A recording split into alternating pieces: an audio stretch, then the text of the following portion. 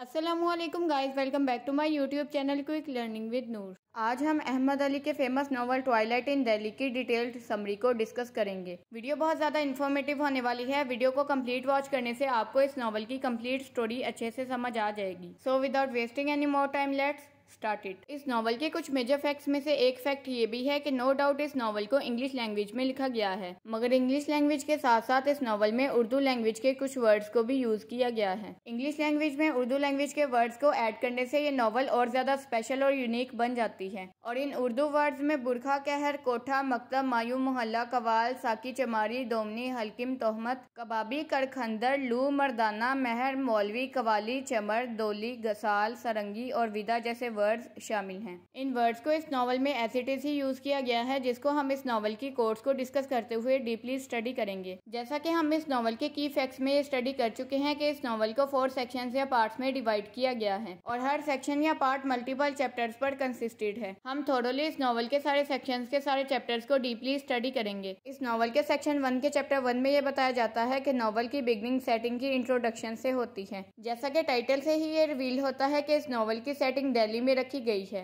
और दिल्ली इंडिया की वो कैपिटल सिटी है जिसे किंग्स, पोइट्स और हिस्ट्री के लिए बहुत ज्यादा फेमस समझा जाता है। मगर अब न्यू दिल्ली और उसकी वैल्यूज कम्प्लीटली चेंज हो चुकी हैं, जबकि पुरानी दिल्ली के सिर्फ कुछ बकायात बाकी हैं। दिल्ली के चेंज होने में ब्रिटिश का सब कॉन्टिनेंट पर आकर हमला करना और वहां पर अपनी कॉलोनाइजेशन कायम करना शामिल है। नॉवल की सेटिंग बताने के बाद अहमद अली दिल्ली की सिर्फ मीर निहाल की सैयद फैमिली पर फोकस करते हैं। बेगम निहाल अपने कोर्टयार्ड में एक बेड पर अपनी बेटी महरू के साथ लेटी होती है, जबकि उनके साथ वाले बेड पर उनका भतीजा मसरूर भी लेटा होता है। मसरूर और महरू बेगम निहाल के साथ लेटे हुए उनसे कहानियां सुन रहे होते हैं। वो दोनों ये इसरार करते हैं कि बेगम निहाल उन्हें कदीम इंडियन मिथ की कोई कहानी सुनाए, मगर बेगम निहाल उनकी बात से इनकार करते हुए कहती हैं कि सोने का वक्त हो चुका है और अब उन दोनों को सो जाना चाहिए। बेगम निहाल उन्हें ये बताती हैं कि रात के 11 बज चुके हैं, मगर अभी तक मीर निहाल घर वापस नहीं आए, और ये कहते ही बेगम निहाल वहाँ से उठकर चली जाती हैं। बेगम निहाल की अपने शौहर के लिए इस फिक्र से हमें ये पता चलता है कि वो एक रिस्पॉन्सिबल वाइफ है। बेगम निहाल के जाने के बाद महरू ये सोचना शुरू कर देती है कि उसकी शादी किसके साथ होगी, और वो अपने होने वाले हस्बैंड को उस प्रिंस के साथ कंपेयर करना शुरू कर देती है जिसकी स्टोरी अभी उसकी मदर ने उसे सुनाई थी। मीर निहाल घर वापस आता है और दिलचैन उसे खाना देती है, जबकि बेगम निहाल उसके पास आकर बैठ जाती है और वो अपने 22 साल बेटे असगर के बारे में मीर निहाल के साथ डिस्कशन करना शुरू कर देती है। मीर निहाल उसे बताता है कि उसे असगर के उसके क्लासमेट बुंदू के साथ दोस्ती बिल्कुल भी पसंद नहीं है। बेगम निहाल मीर निहाल के इस टॉपिक को चेंज करने के लिए महरू के लिए आने वाले मैरिज प्रपोजल्स की बात करना शुरू कर देती है, मगर मीर निहाल बेगम निहाल की बात से इनकार करते हुए कहता है कि महरू की उम्र अभी सिर्फ 14 साल है और वो अभी इस काबिल नहीं हुई कि वो शादी के बाद की जिम्मेदारियों को पूरा कर सके। असगर की शादी की उम्र हो चुकी है, इसीलिए वो चाहता है कि पहले असगर की शादी की जाए और उसके बाद महरू के बारे में सोचा जाए। उनके बात करते करते ही मीर निहाल ये देखता है कि उसके पिजन हाउस में एक सांप है जिसने उसके एक कबूतर को भी मार दिया है। वो उठकर एक डंडा लेता है और सांप को इतना ज्यादा मारता है कि वो मर जाता है। यहाँ पर पिजन हाउस सब कॉन्टिनेंट को रिप्रेजेंट करता है और स्नेक ब्रिटिश कॉलोनाइजेशन के लिए सिंबल के तौर पर यूज किया गया है, यानी कि ब्रिटिश ने इंडिया पर आकर हमला किया था और वहाँ पर अपनी कॉलोनीज बनाने की कोशिश की थी,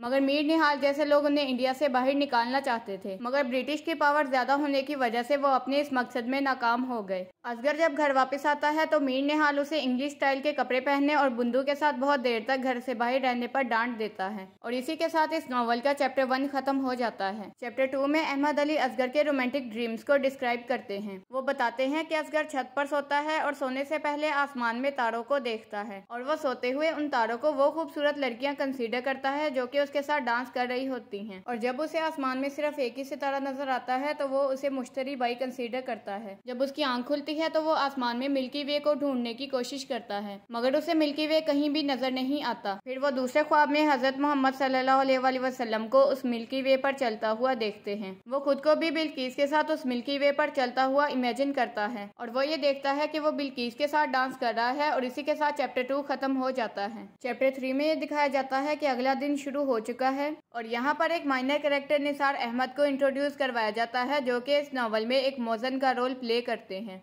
निसार अहमद फजर की नमाज के वक्त अजान देकर सबको नमाज की तरफ बुलाते हैं। निसार अहमद के कैरेक्टर के थ्रू अहमद अली इस नॉवल में मुस्लिम रिलीजियस टच भी देते हैं। अगले ही सीन में अहमद अली आसमान में उड़ने वाली चिड़ियों और कबूतरों और जमीन पर फिरने वाले फेरी वालों, भीख मांगने वालों और काम करने वालों की डिस्क्रिप्शन देते हैं और इसके आगे अहमद अली मीर निहाल के घर वालों की मॉर्निंग रूटीन को शेयर करते हैं। बेगम जमाल सुबह सुबह ही अपनी बेवा भाभी अंजुम जमानी को बातें सुनाना शुरू कर देती हैं, जो उन्हीं के साथ उनके घर में रहती हैं। दिलचैन मीर निहाल के घर में इतने सालों से काम कर रही थी कि वो बेगम निहाल की आंख का इशारा भी समझ जाती है और बेगम निहाल जब उसे इशारा करती है तो उसे समझ आ जाती है कि उसे अब ये काम करना है। जबकि मीर निहाल सुबह सुबह ही अपने पिजन हाउस में जाता है और अपने कबूतरों को आजाद कर देता है। दिल्ली इंडिया का एक ऐसा सिटी है जिसमें बहुत ज्यादा गर्मी पड़ती है। सुबह होने के बाद जैसे ही सूरज अपनी तपिश छोड़ना शुरू कर देता है तो बहुत कम लोग अपने घरों से बाहर निकलते हैं, मगर जैसे ही सूरज गरूब होने वाला होता है तो बहुत सारे लोग अपने घरों से बाहर निकल आते हैं और इसी डिस्क्रिप्शन के साथ चैप्टर 3 भी खत्म हो जाता है। चैप्टर 4 में बताया जाता है कि असगर 5 बजे के करीब अपने घर से बाहर निकलता है और वो एक पागल औरत के करीब से गुजरता है जिसका लोग मजाक उड़ा रहे होते हैं। वो पागल औरत असगर को अपनी मदद के लिए बुलाती है, मगर असगर उसकी बात नहीं सुनता और उसकी हेल्प करने की बजाय वो खामोशी से वहाँ से गुजर जाता है। इस इंसिडेंट के थ्रू अहमद अली ये पोर्ट्रे करते हैं कि वर्ल्ड वॉर फर्स्ट के टाइम पीरियड में किसी को भी दूसरे की तकलीफ का एहसास नहीं था। असगर वहाँ से गुजरते हुए एक बुरे आदमी को देखता है जो कि अपनी गमगीन आंखों से घूर घूर कर असगर को देख रहा होता है। असगर एक बुरे आदमी को भी याद करता है जिसका नाम हजूर अली था। उसने एक बार असगर को अपने घर आकर डिनर करने की दावत भी दी थी, मगर असगर अपनी ऊंची शान शौकत की वजह से उसके घर जाने से इनकार कर देता है, जिस पर हजूर अली को बहुत ज्यादा गुस्सा आता है और वो असगर को ये बद्दुआ देता है कि कभी तुम्हें भी किसी छोटी जात की लड़की से मोहब्बत होगी। असगर को अब इस बात पर यकीन हो चुका होता है कि हजूर अली की बद्दुआ बिल्किस की सूरत में उसे लग चुकी है। वो बुंदू से मिलने उसके घर पर जाता है, मगर उस वक्त बुंदू और उसका कजन अशफाक घर पर नहीं होते। उनके घर की नौकरानी चंबेली उसे कहती है कि अगर वो चाहे तो वो अपनी भाभी से मिल सकता है। असगर के दिमाग में भी ये ख्याल आता है कि बिल्किस को देखने का इससे बेहतर मौका उसे नहीं मिलेगा, इसीलिए वो अपनी भाभी के बहाने बिल्किस से मिलने के लिए अंदर चला जाता है। जब असगर की भाभी उससे पूछती है कि उसका शादी के बारे में क्या ख्याल है तो वो टॉपिक को चेंज करते हुए उसके सर पर बांधे हुए कपड़े के बारे में बात करना शुरू कर देता है। वो असगर को ये बताती है कि बिल्किस ने ही उसे ये सिलाई करके दिया है और असगर थोड़ी देर बाद वहाँ से चला जाता है और उसके बाद वो अपने एक दोस्त बारी से मिलने जाता है। आखिरकार बारी असगर से ये एडमिट करवा लेता है कि उसके बुरे मूड की वजह बिल्किस के साथ मोहब्बत में गिरफ्तार होना है। बारी असगर को हौसला देते हुए ये कहता है कि उसके घर वाले खुशी खुशी इस शादी के लिए रजामंद हो जाएंगे, मगर असगर उसकी इस बात से इनकार करता है क्योंकि वो अपने घर वालों और उनकी नेचर को ज्यादा अच्छे तरीके से जानता है। असगर ये भी याद करता है कि कैसे उसे बिल्किस से मोहब्बत हो गई थी। एक बार जब असगर बुंदू से मिलने उसके घर पर जाता है तो बिल्किस दरवाजा खोलती है। दरवाजे पर ही उन दोनों की आंखें मिलती हैं और वो शर्माकर वहाँ से चली जाती है। ओल्ड ट्रेडिशनल टाइम्स की तरह असगर को बिल्किस से मोहब्बत हो जाती है और फिर वो ये सोचना शुरू कर देता है कि जब उसके फादर मीर निहाल और उसकी मदर बेगम निहाल को ये पता चलेगा कि वो एक डिफरेंट रेस और कास्ट से बिलोंग करने वाली लड़की से शादी करना चाहता है तो वो कैसे रिएक्ट करेंगे। यहीं पर चैप्टर 4 खत्म हो जाता है और चैप्टर 5 में बेगम वहीद की लाइफ के बारे में बताया जाता है। बेगम वहीद असगर की सबसे बड़ी बहन होती है जो कि अपने 2 बच्चों के साथ बेवा हो चुकी होती है। बेवा होने के बावजूद वो अपने ससुराल वालों के साथ ही भोपाल में रहती थी, क्योंकि अगरचे इस्लाम में किसी भी बेवा को दोबारा शादी करने की इजाजत दी गई है, मगर क्योंकि उस टाइम पीरियड में हिंदूज और मुस्लिम सब कॉन्टिनेंट में इकट्ठे रहते थे और इसके अलावा हिंदू ट्रेडिशन में ये अलाउ नहीं किया जाता कि कोई भी बेवा दूसरी शादी करे। इसी वजह से मजबूरी में बेगम वहीद ना तो अपने घर वापस आ सकती थी और ना ही अपने बच्चों की खातिर दूसरी शादी कर सकती थी। अगरचे उनका सारा खानदान दिल्ली में रहता था जबकि वो अपने ससुराल वालों के साथ भोपाल में रहती थी, मगर अपने घर वालों से इतना दूर रहने के बावजूद वो असगर के बहुत ज्यादा करीब थी, क्योंकि उनके बचपन में जब उनकी मदर को मेंटल ब्रेकडाउन हुआ था तो बेगम वहीद ही असगर का ख्याल रखती थी। असगर उन्हें एक लेटर लिखता है और उन्हें अपने और बिल्किस के लव अफेयर के बारे में बताता है और ये भी बताता है कि वो बिल्किस के साथ शादी करना चाहता है जबकि उसके घर वाले इस शादी के लिए रजामंद नहीं हैं। असगर का ये लेटर पढ़कर बेगम वहीद ये फैसला करती है कि वो दिल्ली जाकर उसकी शादी में उसकी मदद करेगी। आगे मीर निहाल और उसकी फैमिली की डेली रूटीन शेयर की गई है। बेगम निहाल के घर आने के दिन भी मीर निहाल अपनी डेली रूटीन को फॉलो करता है। कबूतरों को उड़ाने के अलावा वो एक लेस शॉप पर भी काम करता है और उस दिन भी बाकी दिनों की तरह वो अपने काम पर जाता है। रात में वो अपने घर वालों से ये कहता है कि वो अपने एक दोस्त से मिलने जा रहा है, मगर हकीकत में वो अपनी मिस्ट्रेस बब्बन जान से मिलने जाता है जो कि पहले एक डांसिंग गर्ल हुआ करती थी। मगर अब वो मीर निहाल की एक प्रोस्टिट्यूट बन चुकी है, जिसके लिए मीर निहाल ने एक अलग घर भी खरीदा हुआ है। क्योंकि सैयद फैमिलीज बहुत ज्यादा रिलीजियस होती हैं, इसी तरह मीर निहाल ने अपने घर को 2 पोर्शंस में डिवाइड किया हुआ है। जनाना यानी कि फीमेल पोर्शंस की मेड सर्वेंट का नाम दिलचैन है, जबकि मर्दाना यानी कि मेल पोर्शंस के मेड सर्वेंट का नाम गफूर है। गफूर मीर निहाल का एक अच्छा मुलाजिम है, क्योंकि वो काम भी अच्छे से करता है और मीर निहाल के राजों को भी उसके घर वालों से छुपा कर रखता है। बेगम निहाल, बेगम जमाल और अंजुम जमानी सेहन में बैठे बातें कर रहे होते हैं। महरू और मसरूर अक्सर आपस में लड़ते झगड़ते रहते हैं, खास तौर पर जब मसरूर मिराज के लिए महरू को तंग करता है। फिर वो इसी बात पर मसरूर को डांट देती है और उसे ये याद दिलाती है कि ये उसका घर है, मसरूर का नहीं। इसी बात पर मसरूर बहुत ज्यादा उदास हो जाता है और वो ये सोचना शुरू कर देता है कि उसके वालिदैन की वफात कैसे हुई होगी और उसके वालिदैन उसे इस दुनिया में अकेला छोड़कर क्यों चले गए। वालिदैन की वफात के बाद उसकी आंटी ने ही उसकी परवरिश की थी, मगर वो भी उसे दिल्ली तालीम हासिल करने के लिए छोड़कर चली जाती है। जैसे ही बेगम वहीद घर वापस आती हैं तो उनकी आमद पर सारे घर वाले बहुत ज्यादा खुश होते हैं, मगर वो असगर को देखकर बहुत ज्यादा परेशान होती हैं, क्योंकि वो बहुत ज्यादा दुबला और कमजोर हो चुका होता है। असगर को ये याद आता है कि जब वो छोटा होता था तो उसकी मदर को मेंटल ब्रेकडाउन फेस करना पड़ा था और उस टाइम में उन सबको अंकल बशीर के घर पर रहना पड़ा था। असगर को अपने बहनोई वहीद की मौत का वाकया भी याद आता है, जिसे सुनकर बेगम वहीद दोबारा से रोना शुरू कर देती हैं। असगर इस बात पर हैरान होता है कि कैसे बेगम वहीद के बच्चे अपने बाप के बगैर गुजारा करेंगे और उसे बेगम वहीद के ससुराल वालों पर गुस्सा आने के साथ साथ हैरत भी होती है कि वो कैसे वहीद की मौत के लिए बेगम वहीद यानी कि उनकी बहन को कसूरवार समझ सकते हैं। इसीलिए उसके दिमाग में ये ख्याल आता है कि वो और उसकी बहन बेगम वहीद दुनिया के सबसे ज्यादा बदकिस्मत लोग हैं। असगर बेगम वहीद के सामने इस बात का इकरार कर लेता है कि वो हर सूरत में बिल्किस के साथ शादी करना चाहता है। बेगम वहीद उसे ये कहकर समझाने की कोशिश करती है कि उसे ऐसा लगता है कि बिल्किस से बेहतर लड़की उसे मिल सकती है, मगर वो बार बार इसी बात पर इसरार करता है कि वो सिर्फ बिल्किस के साथ रहना चाहता है। असगर को ये महसूस होना शुरू हो जाता है कि शायद उसने खुद अपने बाप को अपनी जिंदगी के हर एक मामले को कंट्रोल करने की इजाजत दी हुई है। वो बेगम वहीद को ये धमकी देता है कि अगर उसकी शादी बिल्किस के साथ ना करवाई गई तो वो खुदकुशी कर लेगा। बेगम वहीद असगर की इस धमकी से डरकर उससे ये वादा कर लेती है कि वो हर सूरत में उसके बाप को इस शादी के लिए रजामंद कर लेगी। असगर को दूर से एक सिंगर की आवाज सुनाई देती है और वो उस आवाज को पहचानते हुए कहता है कि ये उसके बचपन के दोस्त हमीद की आवाज है और वो हमीद की दर्द भरी आवाज को अपनी प्रेजेंट कंडीशन के साथ कंपेयर भी करता है। आगे अहमद अली असगर के बचपन के दोस्त हमीद की कहानी सुनाते हैं। हमीद की जब शादी की उम्र होती है तो वो पागल हो जाता है और उसके घर वाले उसका इलाज करने की बजाय उसे कवालियों के एक ग्रुप में भेज देते हैं। Qawwalis is a group of musicians in the Islamic mystical tradition. Qawwalis में इस्लामिक ट्रेडिशन और मिस्टिसिज्म को म्यूजिक की फॉर्म में प्रेजेंट किया जाता है। कवाली के उस म्यूजिक को सुनकर असगर के दर्द की शिद्दत में और ज्यादा इजाफा हो जाता है और असगर भी उन सबके साथ मिलकर परफॉर्म करना शुरू कर देता है। असगर ये याद करता है कि कैसे वो हमीद को बुद्धू के साथ बातें करते हुए देखा करता था। बुद्धू एक खूबसूरत मगर अनरिफाइंड लोअर क्लास से बिलोंग करने वाली एक लड़की थी जिसे हमीद बहुत ज्यादा पसंद करता था,